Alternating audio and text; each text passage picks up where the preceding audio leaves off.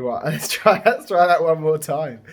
Hello, you're very welcome back. And today we're going to be looking at illusions, things that are not as they seem. It was April Fool's Day yesterday. I wonder if any of you played a little prank on someone in your family. I hope it wasn't too mean. I've got some interesting demonstrations to show you today, some tricks, some illusions, and some other stuff to make you think, and I've got 3 things that you can try at home. So, let's have a look. Here's a wonderful trick I picked up many years ago. It's a normal pencil case, and if you open it you can see inside there's some pens.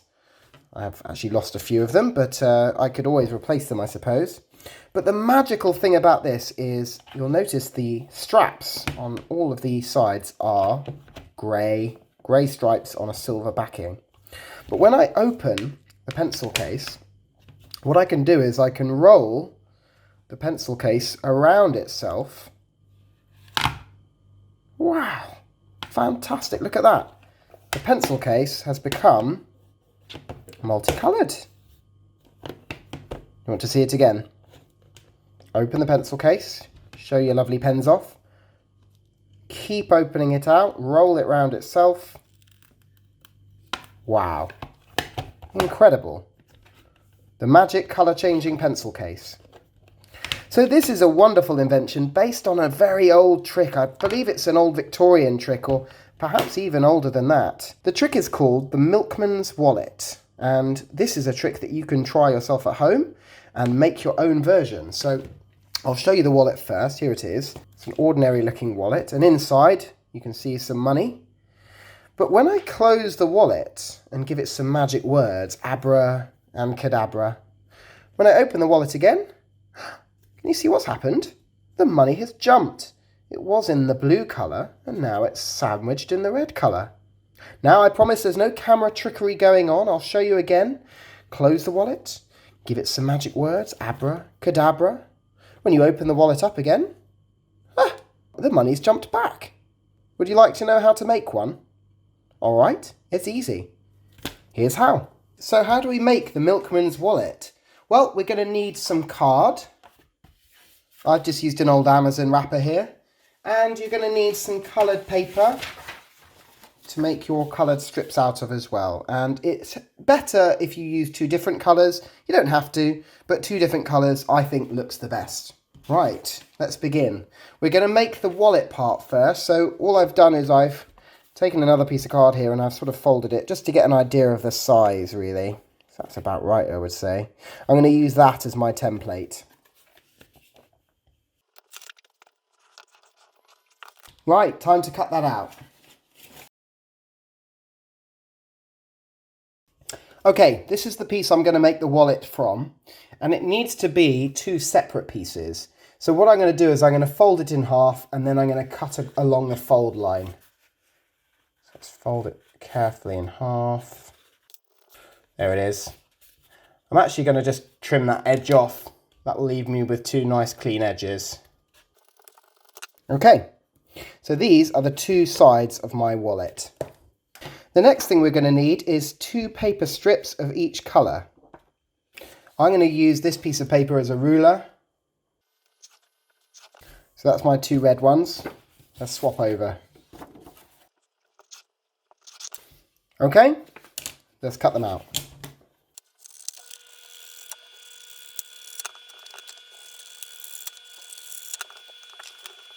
Right, I've got my 2 sides to the wallet and I've got my 4 paper strips. 2 blue ones and 2 red ones.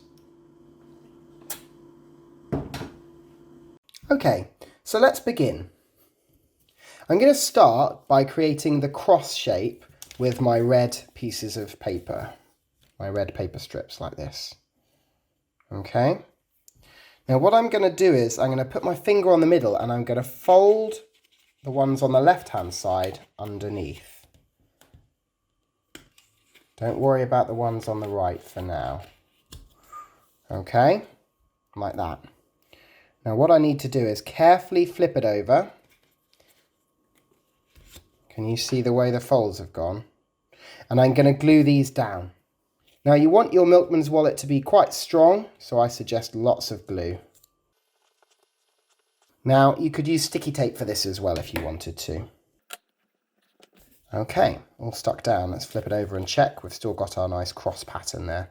Okay, the next step is to take your other piece of card and place it on top like this. Make sure you line it up with the top and the bottom so that your wallet keeps its shape. And then I want you to carefully flip the whole lot over, and it should look like this. These are the two we've just glued down, and we've got these two sticking out looking quite similar now. We're going to glue these down as well. Remember, lots of glue or tape. All right, the next job is to flip it back over so we can see this arrangement here. And we're going to lay our next colour strips down, top and bottom. Now you need to remember not to interfere with this shape, so make sure that they are at the top and bottom away from the red bits you've already stuck down. Okay, what you need to do now is to fold these flaps underneath. 1 and 2. We're going to flip it over carefully again. You might need to just hold your pieces in place. Remember, top and bottom. We're going to glue these down as well. We're going to flip it over one last time. And these we're going to tuck through to the other side. Last step, flip it back over. We're going to glue these down.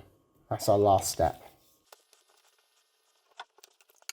So there's our finished Milkman's wallet. Everything's glued down on this side, and on the other side you can see we've got 2 horizontal blue strips and a cross shape here. It's not the best cross actually. I wish my cross was a bit more in the centre, but you'll probably do it better than I will.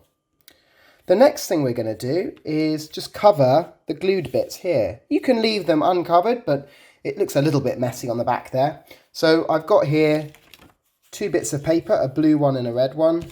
That roughly fit my wallet, and I'm just going to glue them on. You can't use one piece of paper. Just be aware, you wouldn't want to cover it with one piece like this, because you need this hinge to stay clear. So 2 separate pieces of paper glued on. And this one has got the blue strips, so I quite like the idea of having the blue paper on this side. Let's cover this side with the red. So there's my Milkman's wallet. So should we have a go then? So I've got my money here, and I'm going to tuck it into the blue strips first. You'll notice the money is in the blue strips. You close your wallet and you give it some magic words, abracadabra, and then when you open your wallet, look what's happened. The money is in the red strips. Isn't that incredible? What a fantastic invention. Let's try one more time. Money in the red strips. Close your wallet. Give it some magic words, abracadabra. When you open the wallet again, magic. Try it yourself. Now, I was lucky enough to be given this beautiful book a few years ago for my birthday. And what I love about this book is, as you open the page, the animals seem to animate in the most amazing way. Isn't that incredible? Now, when I first saw this book, it was many years ago, long before the days of flat screens and things like that. I was completely baffled by this. I thought it was one of the most magical things I'd ever seen. It really looks like there's a television inside the book. Isn't that beautiful? So obviously I was completely desperate to find out how this worked. So I ended up buying myself a second copy and taking it to bits just to find out. So I'm going to share with you what I found inside. On each page we've got a piece of plastic that looks like this. Now this is called lenticular plastic. As you can see when I hold my hand behind it, you can see it's splitting the light up into lots and lots of little bars. And the way the images are behind this I've got a demonstration sheet here for you. The images are separated into lots of little bars. When you move the sheet over the pattern, you can see you get these wonderful effects of movement. If I move it carefully this way,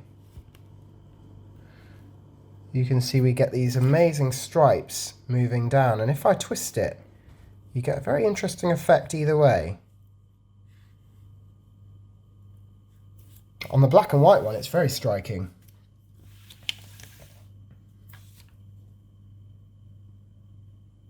Reminds me of that zebra one.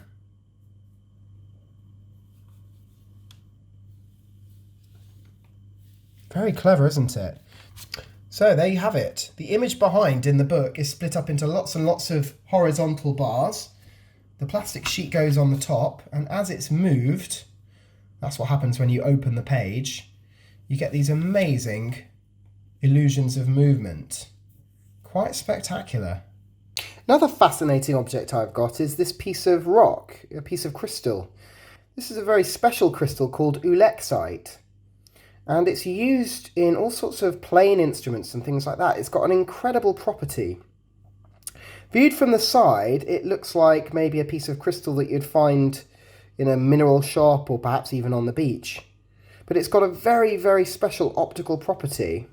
As you can see, when I place my finger underneath it, it's perfectly transparent, but only in one direction. It's called TV rock because the image underneath is transmitted directly to the top of the rock. It doesn't look like I'm looking through a piece of glass. It looks like the pattern is actually printed on the top of the rock. And it really is quite an amazing phenomenon. So there we go. A piece of TV rock called ulexite. You should be able to find that online if you want to buy yourself a piece. It's not too expensive, but it's a very interesting, curious thing to play with.